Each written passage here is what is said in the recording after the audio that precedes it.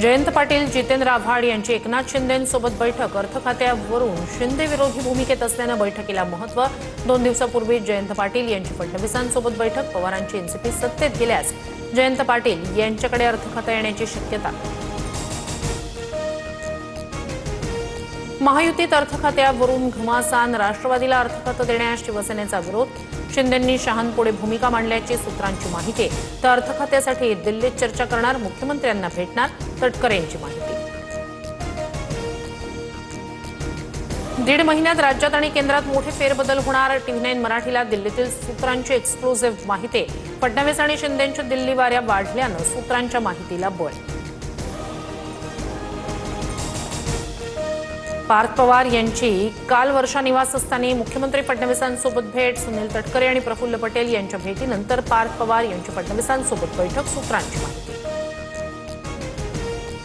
ठाकरे बंधूंचा सोनम वांगचुक यांना पाठिंबा. 19 जुलैला शिवाजी पार्कवर ठाकरे बंधूंचं आंदोलन. उद्धव ठाकरे, राज ठाकरे उपस्थित राहणार.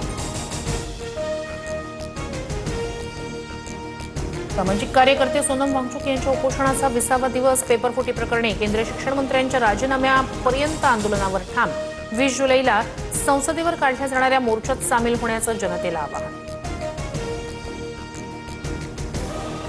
पुण्यातील कंत्राटदारानं जीवन संपवल्याप्रकरणी रवींद्र धंगेकरांसह 14 जणांवर गुन्हा. धंगेकरांच्या पत्नीसह मनसेचे माजी नगरसेवक बाळा शेंडगेंचाही समावेश. आत्महत्येपूर्वीचा व्हिडिओ पोलिसांच्या हाती.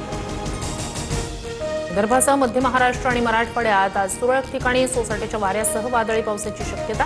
सातारा, सोलापूर, धाराशिव, लातूर, नांदेड, पुणे, सांगली या जिल्ह्यांना येलो अलर्ट जारी. अर्नाळा समुद्रात बुडालेल्या 2 अल्पवयीन मुलांचा 24 तासांपासून शोध सुरू. तटरक्षक दलाचं हेलिकॉप्टर आणि अर्नाळा पोलिसांकडून शोध मोहीम. समुद्राला आलेल्या लाटांच्या तडाख्यात 4 जण बुडाल्याची घटना. दोघांना वाचवण्यात यश. 2020च्या अध्यक्षीय निवडणुकीत फेरफार. चीननं 18 राज्यातील कोट्यवधी मतदारांचा डेटा चोरला. ट्रम्प यांचा आरोप. गुप्तहेर यंत्रणांनी माहिती दाबल्याचाही दावा. कच्च्या तेलाच्या किमतीत 1% वाढ. ब्रेंट क्रूड ऑइल प्रति बॅरल $85 अमेरिका आणि इराणमधील वाढत्या लष्करी संघर्षामुळे आंतरराष्ट्रीय बाजारात कच्च्या तेलाच्या किमती वाढल्या.